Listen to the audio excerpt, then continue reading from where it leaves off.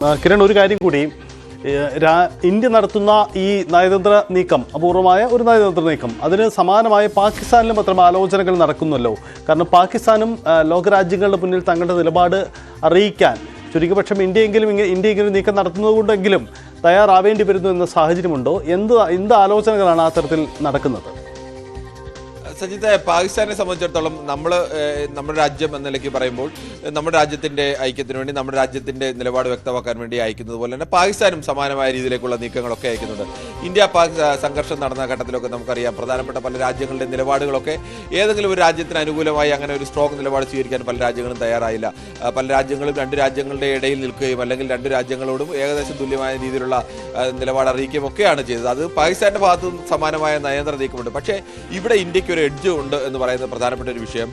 India 2001 ലോകത്തെ പ്രധാനപ്പെട്ട രാജ്യങ്ങളെല്ലാം കൂടി ചേർന്ന് ഭീകരതയ്ക്കെതിരായ പോരാട്ടം എന്നൊരു നിലപാട് സ്വീകരിച്ചത്. ഭീകരതയ്ക്കെതിരായ പോരാട്ടത്തിൽ മറ്റ് താല്പര്യങ്ങൾ മാറ്റിവെച്ച് ഒരുമിച്ച് നിൽക്കണം എന്നുള്ളതായിരുന്നു. അതിൽ മറ്റ് താല്പര്യങ്ങൾ വരരുത്, അല്ലെങ്കിൽ അതുവരെ ഉണ്ടായിരുന്ന കക്ഷിബന്ധങ്ങൾ വരരുത് എന്നുള്ളത് ഒരു പൊതു നിലപാടായിരുന്നു. അതിൽ ആരും വിട്ടുവീഴ്ചയില്ല എന്നുള്ളത് ഇന്ത്യ പ്രധാനമായും ഉന്നയിക്കുന്നത് അവിടെയാണ്. ഇന്ത്യ പഹൽഗാമിൽ ഒരു ഭീകരാക്രമണം നടക്കുന്നു. പഹൽഗാമിൽ ഭീകരാക്രമണം നടത്തുന്നതിന് പാകിസ്ഥാന്റെ വാദം ഞങ്ങൾ ഇതിൽ ഉൾപ്പെട്ടിട്ടില്ല എന്ന് പറയുന്നു. ഇന്ത്യ കൃത്യമായി തന്നെ ഇത് പാകിസ്ഥാൻ കേന്ദ്രമാക്കിയുള്ള ഭീകരവാദ സംഘടനകളാണ് എന്നതിന് തെളിവുകളടക്കം പുറത്തുവിടുന്നു. പക്ഷേ പാകിസ്ഥാൻ എപ്പോഴും അത് അംഗീകരിക്കാൻ തയ്യാറാവുന്നില്ല. പക്ഷേ ഇന്ത്യ അതിന് തിരിച്ചടി നൽകുന്നത് പാകിസ്ഥാൻ സേനയുടെ ഏതെങ്കിലും ആസ്ഥാനത്തിന് നേരെയോ അല്ലെങ്കിൽ പാകിസ്ഥാനിലെ ഒരു ജനവാസ കേന്ദ്രത്തിന് നേരെയോ ഒന്നുമല്ല. പാകിസ്ഥാനിലെ 9 കേന്ദ്രങ്ങൾ, ആ 9 കേന്ദ്രങ്ങളും അവിടുത്തെ 3 പ്രധാനപ്പെട്ട തീവ്രവാദ സംഘടനകളുടെ ലഷ്കർ ഇ തോയ്ബയുടെയും ജെയ്ഷെ മുഹമ്മദിന്റെയും ഒക്കെ അടക്കമുള്ള കേന്ദ്രങ്ങൾ, ഹിസ്ബുൾ മുജാഹിദിന്റെയും കേന്ദ്രങ്ങളിലേക്കാണ്, അവരുടെ പരിശീലന കേന്ദ്രങ്ങളിലേക്കോ അവരുടെ പ്രധാനപ്പെട്ട നേതാക്കൾ താമസിക്കുന്ന സ്ഥലങ്ങളിലേക്കോ ആണ് ഇന്ത്യ ആദ്യഘട്ടത്തിൽ 9 മിസൈലുകൾ, അത് നിയന്ത്രിതമായ സ്ഫോടനശേഷിയുള്ള മിസൈലുകളായിരുന്നു. കാരണം തൊട്ടടുത്തുള്ള കെട്ടിടങ്ങൾക്ക് പോലും അപകടം ഉണ്ടാവാതെ ഇവ ഈ ലക്ഷ്യത്തിൽ മാത്രം തകർക്കുക. ഇന്ത്യ ആ സ്റ്റാൻഡാണ് ഇപ്പോഴും പറയുന്നത്. 2001 ലോകരാജ്യങ്ങൾ തീരുമാനിച്ചതനുസരിച്ച് ഭീകരതയ്ക്കെതിരായ പോരാട്ടമാണ് ഇന്ത്യ നടത്തുന്നത്. അത് പാകിസ്ഥാനെതിരായ യുദ്ധമല്ല. പക്ഷേ ഇന്ത്യ അത് ചെയ്തു കഴിഞ്ഞപ്പോൾ പാകിസ്ഥാൻ തിരിച്ച് ഇന്ത്യക്ക് നേരെയാണ് ആ തരത്തിലേക്ക് ആക്രമണം നടത്താൻ തുനിഞ്ഞത്. അത് പാകിസ്ഥാൻ ഭീകരവാദത്തെ പ്രോത്സാഹിപ്പിക്കുന്നതിന് തെളിവായി ഇന്ത്യ ചൂണ്ടിക്കാണിക്കുന്നു. ഈ 9 കേന്ദ്രങ്ങൾ പാകിസ്ഥാനിൽ ദീർഘകാലമായി പ്രവർത്തിക്കുന്നു എന്നുള്ളത് പാകിസ്ഥാൻ ഭീകര സംഘടനകളെ സഹായിക്കുന്നതിന് തെളിവായി ചൂണ്ടിക്കാണിക്കുന്നു. ഇങ്ങനെ ഇതിലുണ്ടായ അപകടത്തിൽ അന്താരാഷ്ട്ര തലത്തിലടക്കം കൊടും ഭീകരരായി പ്രഖ്യാപിച്ചവരടക്കം ഇതിൽ മരണപ്പെടുമ്പോൾ അവരുടെ മരണാനന്തര ചടങ്ങിൽ പാകിസ്ഥാൻ സൈന്യത്തിലെ മുതിർന്ന ഉദ്യോഗസ്ഥരടക്കം, പാകിസ്ഥാൻ സർക്കാരിലെ മുതിർന്ന ഉദ്യോഗസ്ഥരടക്കം അതിൽ പങ്കാളികളാവുന്നു. അപ്പോൾ ഔദ്യോഗികമായി പാകിസ്ഥാൻ ഈ ഭീകര സംഘടനകളെ അംഗീകരിക്കുകയാണ്, ഭീകര സംഘടനകളെ വളർത്തുകയാണ്. ആ നിലപാടാണ്. അതുകൊണ്ടാണ് ഇന്ത്യക്ക് ഇങ്ങനെ ഒരു ആക്രമണത്തിന് വേണ്ടേണ്ടി വന്നത്. അല്ലാതെ ഇന്ത്യയും പാകിസ്ഥാനും തമ്മിൽ മറ്റേതെങ്കിലും തരത്തിലുള്ള യുദ്ധത്തിന് ഇന്ത്യ ആഗ്രഹിക്കുന്നില്ല. ഈ നിലപാടാണ് ഇന്ത്യ ലോകരാജ്യങ്ങളെ അറിയിക്കുന്നത്. സ്വാഭാവികമായും പാകിസ്ഥാൻ അവരുടെ നിലപാട്, ഇന്ത്യയിൽ നടത്തിയ ഈ ഭീകരാക്രമണത്തിന്, പഹൽഗാം ഭീകരാക്രമണത്തിന് പാകിസ്ഥാൻ ഏതെങ്കിലും തരത്തിൽ ബന്ധമില്ല, അത് ഇന്ത്യയുടെ ആഭ്യന്തര വിഷയമാണ്. കാശ്മീരിൽ ദീർഘകാലമായി നടക്കുന്ന ആഭ്യന്തര വിഷയത്തിൽ തുടരുന്ന ഒരു തുടർച്ചയുടെ ഫലമായിട്ടുണ്ടായ ആക്രമണമാണ് എന്നുള്ള വാദമായിരിക്കും അവർ സ്വാഭാവികമായും ഉന്നയിക്കുക. അത്തരം വാദങ്ങൾ ആദ്യം ഇന്ത്യയാണ് അവിടെ ഈ പാകിസ്ഥാനിലെ കേന്ദ്രങ്ങളിലേക്ക് ആക്രമിച്ചത്. അവർ ഭീകര കേന്ദ്രങ്ങൾ എന്ന് പറയുന്നതിന് പകരം അവരുടെ രാജ്യത്തേക്ക് ആക്രമിച്ചു എന്ന മട്ടിൽ ആ തരത്തിലുള്ള പ്രചരണം പാകിസ്ഥാനും സ്വാഭാവികമായി നടത്തും. എന്തായാലും ഇന്ത്യക്ക് ലോകരാജ്യങ്ങളുടെ മുന്നിൽ അതെല്ലാം പറയുമ്പോഴും ഇന്ത്യക്ക് ലോകരാജ്യങ്ങളെ കൂടുതൽ ബോധ്യപ്പെടുത്താൻ കഴിയുന്നത് ഭീകരതയ്ക്കെതിരായ പോരാട്ടമാണ് ഇന്ത്യ നടത്തിയത്. അത് ഇന്ത്യയുടെ ആദ്യ സെറ്റ് ആക്രമണം വളരെ കൃത്യമായിരുന്നു. അതിനുശേഷം പാകിസ്ഥാന്റെ ഭാഗത്തു നിന്ന് പ്രത്യാക്രമണം ഉണ്ടായപ്പോൾ മാത്രമാണ് ഇന്ത്യ മറ്റു കേന്ദ്രങ്ങളിലേക്ക് ആക്രമിച്ചത്. ആദ്യഘട്ടത്തിൽ എവിടെയും ഇന്ത്യ അങ്ങനെ പാകിസ്ഥാന്റെ അത്തരമൊരു കേന്ദ്രങ്ങളിലേക്കും, സൈനിക കേന്ദ്രങ്ങളിലേക്കോ, സുപ്രധാനമായ പാകിസ്ഥാന് തന്ത്രപരമായ കേന്ദ്രങ്ങളിലേക്കോ, ജനവാസ മേഖലകളിലേക്കോ അവിടെ എവിടെയും ഇന്ത്യ ആക്രമണം നടത്തിയില്ല. ആ ഒരു എഡ്ജാണ് ഇന്ത്യക്കുള്ളത്. അത് ഇന്ത്യയിലെ എല്ലാ കക്ഷികളുടെയും നേതാക്കൾ ഒരുമിച്ച് പോയി പറയുന്നു എന്ന് പറയുമ്പോൾ അതിപ്പോൾ ആദ്യമൊന്നുമല്ല, മുമ്പും സമാനമായ രീതിയിൽ വാജ്പേയിയുടെ നേതൃത്വത്തിലൊക്കെ പ്രതിപക്ഷ നേതാവായിരുന്ന വാജ്പേയിയുടെ നേതൃത്വത്തിൽ ഇന്ത്യ സംഘത്തെയൊക്കെ അയച്ചിട്ടുണ്ട്. അന്ന് ഈ സൽമാൻ ഖുർഷിദൊക്കെ ആ സംഘത്തിലെ അംഗമായിരുന്നു. കോൺഗ്രസിൽ നിന്ന് സൽമാൻ ഖുർഷിദൊക്കെ അംഗമായിരുന്നു. എന്തായാലും ആ തരത്തിലേക്കൊക്കെ നേരത്തെ തന്നെ അയച്ചിട്ടുള്ളതൊക്കെയാണ്. ഇപ്പോഴും ഇന്ത്യ ആ തരം നിലപാട് സ്വീകരിക്കുന്നത്. ലോകത്തിന് മുന്നിൽ ഇത് ഇന്ത്യക്കാരാണ്, ഇന്ത്യയിലെ അകത്തെ പ്രശ്നങ്ങൾ അങ്ങനെയല്ല.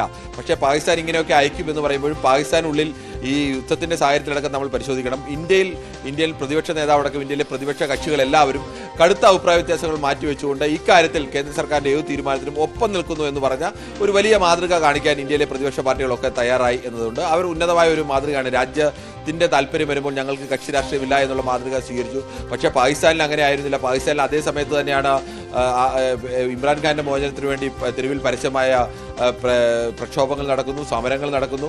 ബിലാവൽ ഭൂട്ടോ മറ്റു വഴിക്ക് സർക്കാരിനേക്കാൾ ശക്തമായി ഇന്ത്യയെ ആക്രമിച്ചുകൊണ്ട് രംഗത്ത് വരുന്നു.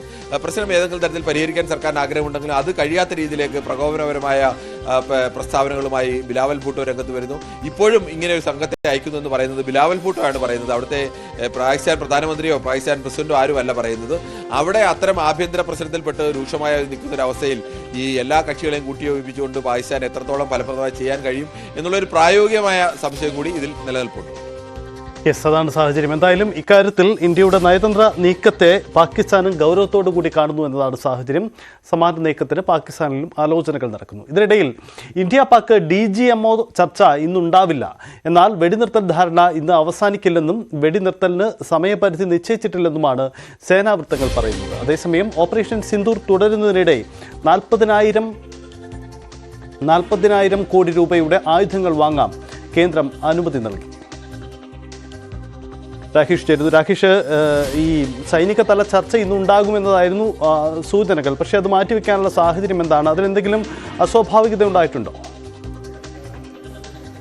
സജിത്ത്, ഇന്ന് DGMO തലത്തിൽ ചർച്ച നടക്കുമെന്ന് പറഞ്ഞിരുന്നത് പാകിസ്ഥാൻ മാത്രമായിരുന്നു. പാകിസ്ഥാൻ വിദേശകാര്യമന്ത്രി ഇഷാഖ് ദർക്കാണ് ഈ പ്രസ്താവന കഴിഞ്ഞ 2 ദിവസമായി ആവർത്തിച്ചിരുന്നത്. പക്ഷേ ഇന്ത്യയുടെ ഭാഗത്തുനിന്ന്, സൈന്യത്തിന്റെ ഭാഗത്തുനിന്ന് അത്തരം സ്ഥിരീകരണം ഉണ്ടായിരുന്നില്ല. യോഗം നടക്കുമോ എന്ന കാര്യത്തിൽ സ്ഥിരീകരണം ഉണ്ടായിരുന്നില്ല. ഇപ്പോൾ ഏതായാലും സൈനിക വൃത്തങ്ങൾ വ്യക്തമാക്കിയിട്ടുള്ളത് ഇന്ന് ഏതായാലും DGMO തലത്തിൽ ചർച്ചയില്ല എന്നുള്ളതാണ്.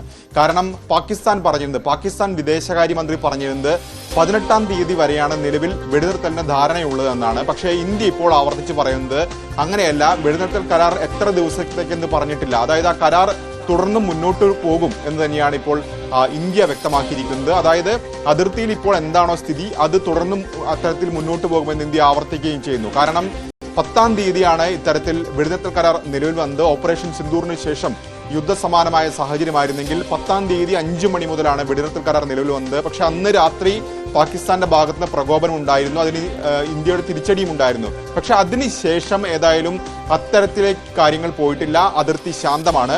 അപ്പോൾ ആ ഒരു സാഹചര്യം തുടരും എന്ന് തന്നെയാണ് ഈ ഘട്ടത്തിൽ ഇപ്പോൾ ഇന്ത്യ ആവർത്തിച്ച് വ്യക്തമാക്കുകയും ചെയ്യുന്നത്. അതുകൊണ്ട് തന്നെ അടുത്ത യോഗം DGMO തലത്തിലുള്ള മീറ്റിംഗ് എന്ത് എന്ന കാര്യത്തിൽ വ്യക്തതയില്ല. ഏതായാലും 2 കൂട്ടരും, ഇന്ത്യയും പാകിസ്ഥാനും അതിർത്തിയിൽ നിന്നടക്കം കൂടുതൽ സേനകളെ ഇതിനോടകം തന്നെ വിന്യസിച്ചിട്ടുണ്ട്. അത് ഘട്ടം ഘട്ടമായി പിൻവാങ്ങുന്നതിനുള്ള നടപടികളിലേക്കായിരിക്കും ഇനി ഏതായാലും കടക്കുക. കാരണം അതിർത്തി ഇപ്പോൾ നിലവിൽ ശാന്തമാണ്. ഏതായാലും നിലവിലെ സാഹചര്യത്തിൽ ഇന്ത്യ ആവർത്തിച്ച് പറഞ്ഞിരിക്കുന്നത് പാകിസ്ഥാന്റെ ഭാഗത്തുനിന്ന് പ്രകോപനം ഉണ്ടായാൽ തിരിച്ചടി ഉണ്ടാകുമെന്നാണ്. മാത്രവുമല്ല, ഓപ്പറേഷൻ സിന്ദൂർ ഇപ്പോഴും അവസാനിപ്പിച്ചിട്ടില്ല, നിർത്തിവെച്ചിരിക്കുകയാണെന്നാണ് ഇന്ത്യയുടെ പ്രഖ്യാപനം. അതുകൊണ്ട് തന്നെ ഈ ഒരു ഘട്ടത്തിൽ കൂടുതൽ ആയുധം വാങ്ങാൻ ഏതായാലും സേനയ്ക്ക് അംഗീകാരം നൽകിയിട്ടുണ്ട്. രാജ്നാഥ് സിംഗ് അധ്യക്ഷനായ സമിതിയാണ് ഇത്തരത്തിൽ, ഡിഫൻസ് അക്വിസിഷൻ കൗൺസിലാണ് ഇത്തരത്തിൽ അനുമതി നൽകിയിട്ടുള്ളത്. ഇത് സാധാരണഗതിയിൽ ഇതിനു മുൻപ് ഇത്തരത്തിൽ ആയുധം വാങ്ങാൻ അനുമതി നൽകിയത് കിഴക്കൻ ലഡാക്കിൽ ചൈനയുടെ ഭാഗത്തുനിന്ന് അധിനിവേശം ഉണ്ടായ ഘട്ടത്തിലാണ്. അതിനുശേഷം ഇപ്പോൾ പാകിസ്ഥാന്റെ ഭാഗത്തുനിന്ന് പ്രകോപനം ഉണ്ടാകുന്ന ഘട്ടത്തിൽ ഇന്ത്യ ഓപ്പറേഷൻ സിന്ദൂർ ആരംഭിച്ചിരിക്കുന്ന ഘട്ടത്തിൽ 40,000 കോടി രൂപയുടെ ആയുധം വാങ്ങാനാണ് ഇപ്പോൾ അനുമതി നൽകിയിട്ടുള്ളത്. സജിത്ത്. യെസ്.